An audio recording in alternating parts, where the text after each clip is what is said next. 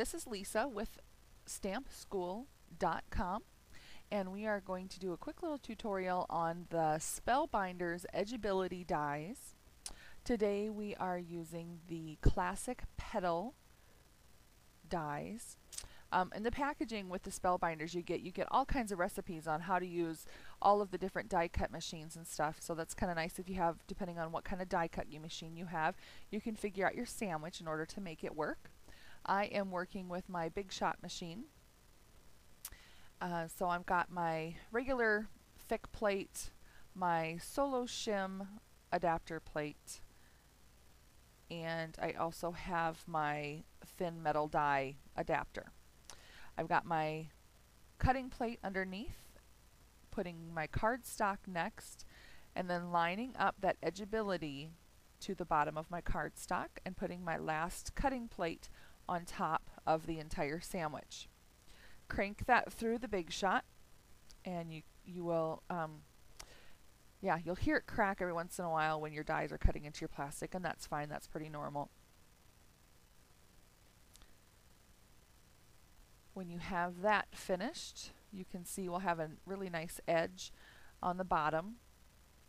And my Big Shot is quite tight, so my die got stuck into my plastic cutting plate, so it's a little harder to get out. But yeah, so that is the first step. So now I've got the classic petal edge, and now I'm going to add the little doily looking pieces so that it's going to cut out above that edge. The really cool thing about the edgeability dies is you can mix and match your border along with the cutouts in the middle. So if you have the petal like what we're using, but you like the insides from the postage stamp or the rickrack or scallop set, they're all spaced the same so that you can mix and match, which is really kind of cool.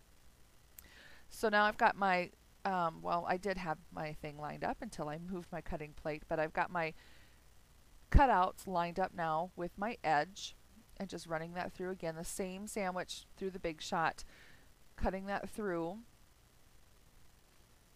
And when we're done, you'll see we have really cool little cutouts to almost make it look like a doily edge.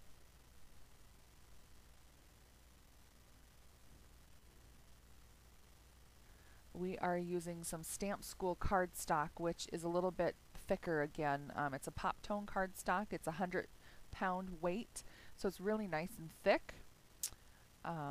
Yeah, you can see it's a tight fit, so my die wanted to stick to my die cut. But see how it's really cut out now. All of the little pieces are all cut out on there, and I also have just a little bit of an embossed edge as well. Alright, so now you've got your little die with all these little pieces in the middle of your paper, of your die cut. So what I did is I took my paper piercer and just quick punched those little pieces out of my paper with a paper piercer. You want to make sure that you have your die is clean every time that you use it, otherwise it won't get a nice clean cut the next time. It's not like a paper punch where it just punches out. You have to do that by hand, which is a little bit of a hassle, but it's worth it because it's really pretty. Okay, so all of my little pieces are out. Next we're going to just layer on my stamped piece that I colored in with my Copics. It is the Magnolia Tilda stamp that I'm using. Just colored it in with Copics and used a little bit of blending foam, or the blending tool, along with some distressed inks to make it not such a white edge on the outside. Using my ATG gun to make that sticky. Love my ATG gun. It makes everything nice and sticky from one corner to the other, and when I'm doing cards to show off at the store, it's really nice that it's sticky and it's not going to come apart when people look at it and touch it and feel it. So I really like the ATG gun. So just kind of lining up on the edge. Want to make sure that as straight as it can be when you're lining it up, eyeballing it, I guess. Grab my trimmer and cut the other side of the edge. And that is pretty much about it for this little video. If you have any questions or anything on how the Edgeabilities work, you can certainly email us or post on the bottom of this blog post, and we'd be happy to answer some questions for you. Thanks for joining us. I hope you have a great day and that you learned just a little bit. Thanks. Bye.